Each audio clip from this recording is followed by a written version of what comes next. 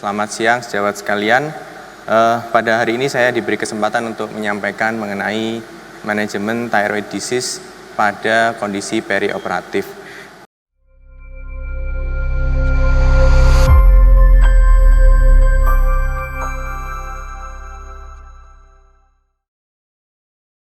Ya, kita tahu bahwa kalau kita menghadapi pasien-pasien yang akan menjalani operasi, ya biasanya dikonsulkan untuk persiapan bagaimana pasien ini manajemen masalah tiroidnya. Sebelum kita bahas lebih lanjut, mungkin kita perlu memahami lagi bahwa kondisi hipertiroid itu merupakan kondisi yang sebenarnya di populasi cukup jarang, tetapi apabila pasien-pasien yang memiliki background masalah tiroid tersebut menjalani suatu tindakan bedah atau tindakan operasi, maka sedikit populasi tersebut bisa mencapai kondisi yang fatal apabila tidak dipersiapkan dengan maksimal. Kita lihat bahwa sekitar 1-3% saja pasien-pasien yang mengalami masalah di tiroid. Tetapi sekitar hampir 1/4-50%-nya itu adalah kondisi yang subklinikal. Jadi mungkin tidak terlalu bermanifestasi. Nah, inilah yang mungkin nanti akan banyak kita temui di praktek sehari-hari. Kita tahu bahwa hipertiroid apabila dipicu oleh suatu stresor akan bisa mengakibatkan suatu kondisi tiroid storm. Jadi badai tiroid yang itu merupakan suatu kondisi kegawatan. Hipotiroid juga sama.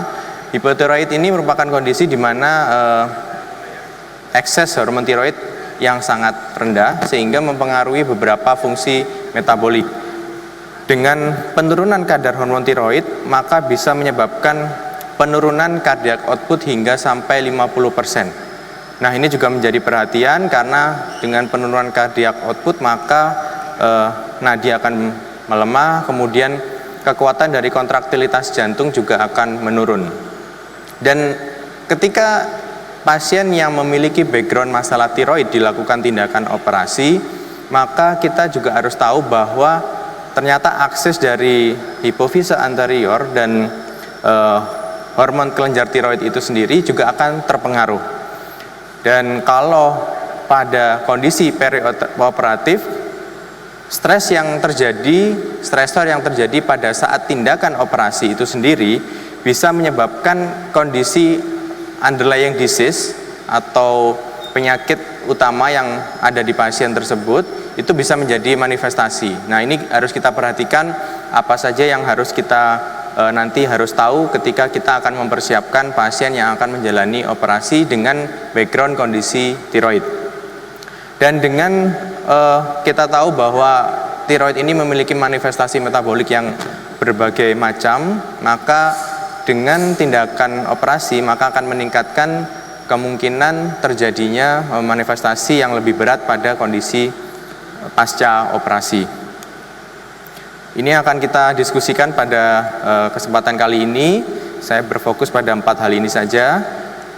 Dan yang kita bicarakan di sini fokus pada operasi yang non tiroid. Jadi untuk yang tiroid tidak kita bahas pada diskusi kali ini. Nah, kita tahu fungsi tiroid bermacam-macam, ya. Jadi fungsi tiroid mengatur metabolisme dari banyak organ, ya, untuk maturasi otot, maturasi tulang, kemudian basal metabolic rate yang akan meningkat dengan adanya hormon tiroid, kemudian motilitas dari saluran pencernaan, kemudian turnover dari bone, kemudian beberapa hal berkait dengan imunologis dan mungkin juga regulasi dari suhu tubuh. Dan yang paling penting di sini kita lihat pada efeknya pada kardiovaskuler. Jadi tiroid bisa menyebabkan suatu peningkatan dari heart rate karena memang dengan metabolic rate yang meningkat maka heart rate juga akan meningkat.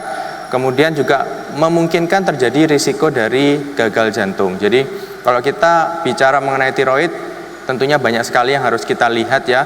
Hal-hal yang kita harus tahu ketika kita assess pasien hipertiroid ataupun hipotiroid. Nah, ada beberapa faktor yang bisa mempengaruhi fungsi tiroid fisiologis. Kalau kita lihat di sini ada beberapa faktor yang bisa menghambat produksi dari hormon tiroid itu sendiri. Di kiri atas kita lihat bahwa kondisi stres, infeksi, kemudian trauma, radiasi, toksin, kondisi autoimun itu juga bisa menghambat pembentukan hormon tiroid yang adekuat. Kemudian sebaliknya kita lihat di kiri bawah bahwa stres itu sendiri, trauma juga bisa memicu konversi dari T4 ke T3. Kita tahu yang memiliki efek metabolit adalah T3. Sehingga dengan meningkatnya konversi T4 ke T3 akan meningkatkan risiko terjadinya hipertiroid. Jadi stres, trauma, kemudian inflamasi, ya, kemudian masalah ginjal, masalah pada liver itu adalah hal-hal yang terkait bisa meningkatkan konversi T4 ke T3. Dan ini kita tahu semua terjadi pada saat tindakan operasi, baik durante maupun pasca operasi. Untuk itu kita harus benar-benar bisa mengetahui pasien kita pada kondisi yang mana pada saat akan menjalani operasi. Nah, kita ke hipotiroid terlebih dahulu. Jadi perioperatif pada kondisi hipotiroid. Apa sih yang akan terjadi apabila kondisi hipotiroid itu kita beri rekomendasi untuk dilakukan operasi? Ada beberapa hal yang bisa mungkin terjadi, diantaranya penurunan dari kekuatan nadi, kemudian tensi sistolik bisa juga turun, kemudian bisa terjadi hipotensi pada saat terjadi proses pembiusan. Nah, ini yang perlu kita waspadai karena mungkin pada saat pasien sebelum menjalani operasi dengan kondisi klinisnya masing-masing, kita juga perlu menyampaikan hal ini kepada teman sejawat anestesi bahwa memang dengan background tiroidnya maka kemungkinan terjadi kondisi hipotensi durante operasi sangat mungkin terjadi. Dan kita juga perlu, selain kita berdiskusi dengan teman sejawat bedah ataupun teman sejawat anestesi yang akan menjalani tindakan operasinya, kita juga perlu mengkomunikasikan hal ini ke pasien dan keluarganya. Jadi setelah kita memberikan advice kita kepada rekan sejawat lain, kita juga perlu mengidentifikasi dan menceritakan kemungkinan-kemungkinan yang mungkin terjadi dengan tindakan operasi, tentunya dengan background klinis masing-masing. Kemudian kemungkinan terjadinya efusi pleura dan kelemahan pada otot-otot pernafasan juga sangat mungkin terjadi pada pasien yang memiliki background hipotiroid. Kemudian penurunan dari motilitas dari gastrointestinal juga perlu menjadi perhatian karena nanti setelah pasca operasi itu juga menjadi hal yang harus kita evaluasi. Ya, jadi tidak hanya pada saat durante tapi pasca operasi. Selain itu juga bisa menimbulkan suatu problem pada hematologi. Jadi beberapa kelainan seperti mungkin penurunan faktor-faktor pembekuan, kemudian hal-hal lain yang terkait dengan hematologi. Selain itu, apabila memang kondisi tersebut dilakukan tindakan operatif, maka kita juga harus berpikir mengenai kemungkinan terburuk, yaitu koma mixed edema, yaitu kondisi yang disebabkan karena rendahnya hormon tiroid dalam tubuh sehingga metaboliknya juga menurun, dan ini menimbulkan kematian yang cukup tinggi, hampir 80%.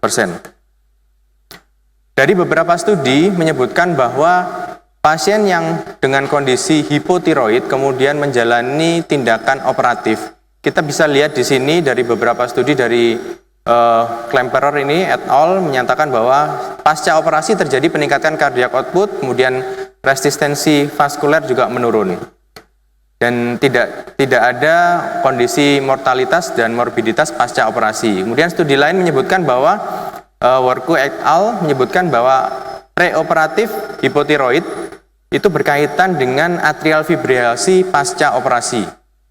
Di studi lain juga melihat bahwa atrial fibrilasi terjadi pasca operasi.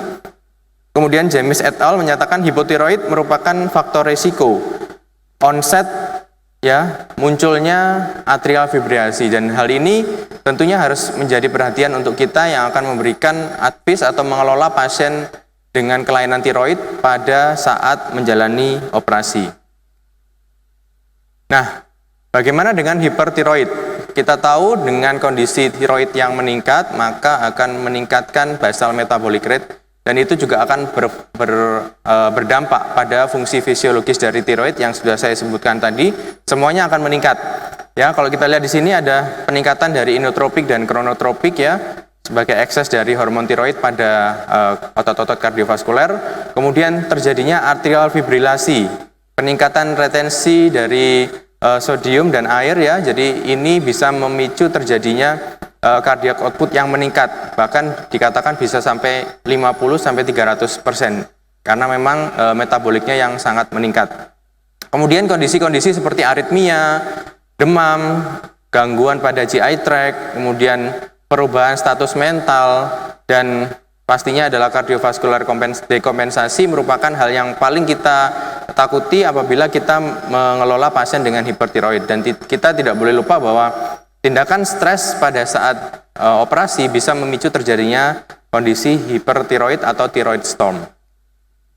Nah, apa yang harus kita lakukan apabila kita akan mempersiapkan pasien yang akan menjalani operasi? Tentunya tidak semua pasien yang menjalani operasi kita lakukan screening sesuai untuk masalah tiroid. Ya, jadi ketika kita menemukan pasien dengan kecurigaan masalah tiroid, kita harus bisa mengelola pasien itu dengan cepat dan tepat. Artinya tidak kita lakukan pemeriksaan yang dari A sampai Z, tapi memang benar-benar fokus untuk melihat manifestasi masalah tiroid pada seseorang. Jadi kita lihat, bisa kita tanyakan riwayatnya. Apakah pasien tersebut memiliki riwayat pengobatan masalah tiroid, atau mungkin sebelumnya pernah mengalami kejadian-kejadian yang terkait hormon tiroid. Kemudian dari gejalanya, apakah muncul suatu gejala misalnya perubahan berat badan yang tidak bisa dijelaskan, tidak ada komorbid lain misalnya diabetes dan yang sebagainya. Kemudian ada palpitasi, ya, kemudian ada tremor, perubahan dari bowel habit, ya, kemudian perubahan pada mata, rambut, ya, dan kita harus benar-benar jeli melihat bahwa ini adalah kemungkinan masalah tiroid. Dan selanjutnya kita bisa konfirmasi dengan pemeriksaan fisik, apakah muncul exoltapnus, kemudian apakah ada goiter, ya, apakah ada abnormalitas dari kulit dan rambut, apakah ada takikardi, bradikardi, ya, hal-hal yang terkait dengan manifestasi hormon tiroid. Nah, ini adalah beberapa kondisi-kondisi yang mungkin nanti ketika kita melakukan screening, ya, kalau kita sudah menemukan beberapa kondisi-kondisi yang beberapa ini, ya, kita bisa mulai mempersiapkan kondisi perioperatifnya. Ya, ada beberapa hal, misalnya hipertiroid yang paling banyak di sini adalah Graves, ya, Graves disease, kemudian toxic multinodular goiter, ya, itu adalah hal-hal yang bisa memicu terjadinya hipertiroid dan nanti ketika dilakukan tindakan operatif akan bisa memicu terjadinya stresor. Kemudian hipotiroid misalnya pada kondisi Hashimoto, kemudian defisiensi iodin, ini juga menjadi perhatian untuk kita karena dengan kondisi hipotiroid seperti yang saya sebutkan sebelumnya akan memicu terjadinya komplikasi-komplikasi durante maupun pasca operasi yang tidak kita inginkan. Nah, apa yang harus kita nilai pada saat kita menilai kondisi pasien yang akan menjalani operasi tiroid? Tentunya kita harus spesifik bahwa ini memang masalah tiroid. Kita singkirkan dulu kemungkinan-kemungkinan lain yang bisa menyebabkan kondisi yang mungkin saja serupa. Dari anamnesa dan pemeriksaan fisik, kita bisa berfokus pada masalah kardiopulmoner, ya. Kemudian apakah ada kelainan hormon-hormon endokrin yang lain. Dari pemeriksaan laborat, kita bisa berfokus pada pemeriksaan TSH dan T4, ya. Kemudian juga bisa ditambahkan T3 atau FT4, dan ini bukan merupakan pemeriksaan yang rutin. Jadi sekali lagi, kalau kita mau melakukan screening pada pasien-pasien tiroid, apakah semua pasien yang dikonsulkan untuk menjalani operasi misalnya ke bagian penyakit dalam, apakah semuanya diperiksakan T4, TSH? Tidak. Jadi kita lihat in case pasien tersebut memiliki riwayat atau sudah memiliki komorbid penyakit tiroid sebelumnya, barulah kita lakukan pemeriksaan yang tersebut ini. Kemudian pada radiologi kita bisa lihat apakah ada deviasi dari trakea, apakah ada kompresi, kemudian pemeriksaan lain, ya, ini mungkin dilakukan oleh teman sejawat kita bila dilakukan laryngoskop, ya, apakah ada pembesaran dari leher, kemudian mempersulit kondisi kemungkinan dilakukan intubasi, ya, ini mungkin domainnya rekan sejawat anestesi, ya, dan tentunya airway management apakah memang paten untuk bisa dilakukan intubasi durante operasi. Nah, setelah itu kita melakukan penilaian. operasi yang dilakukan ini sifatnya elektif, ya, bisa ditunda atau urgent atau emergency. Ya, jadi kalau ada dua hal yang berbeda seperti ini, memang kita harus tentukan dulu ini mana, masuk yang mana. Jadi kita juga harus berkomunikasi dengan teman sejawat kita, mau tindakan operasi yang mana. Ya, jadi kita bisa menentukan sikap kita, menentukan apa yang kita lakukan berdasarkan rencana tindakan yang akan dilakukan. Dan itu juga mungkin akan terkait dengan edukasi yang akan kita sampaikan kepada pasien. Jadi resiko-resikonya juga akan kita sampaikan kepada pasien. Nah, ini adalah ringkasannya. Jadi pada kondisi hipotiroid, ya, kita bagi menjadi subclinical, moderate, dan severe. Kita bagi menjadi tindakan elektif atau urgent emergency surgery. Ya, pada kondisi elektif, ya, semua kondisi hipotiroid baik itu subclinical maupun itu moderate, ya, maupun itu severe, kita sarankan untuk penundaan operasi. Jadi apapun operasinya, apabila didapati hipotiroid, ya, baik itu subclinical atau moderate atau severe, ya, ditunggu sampai kondisi euthyroid, ya, jadi FT4-nya normal, TSH-nya normal. Tentunya itu memang membutuhkan waktu, sehingga memang kalau settingannya elektif kita bisa mengejar target sembari mempersiapkan tindakan operasi. Kemudian apabila yang dilakukan adalah tindakan urgent atau emergency, maka kita memang ada beberapa kondisi yang misalnya subclinical. Subclinical cenderung masih bisa kita toleransi untuk dilakukan tindakan operasi. Jadi kadar hormon tiroidnya normal, cuman TSH-nya yang tidak normal. Sehingga pada saat kita melihat kondisi subclinical hipotiroid, maka bisa dilakukan operasi. Kemudian apabila moderate, tetap rekomendasi untuk elektif sama, ya, dilakukan penundaan, tapi apabila dilakukan urgent surgery, maka kita bisa berikan pemberian levothyroxine.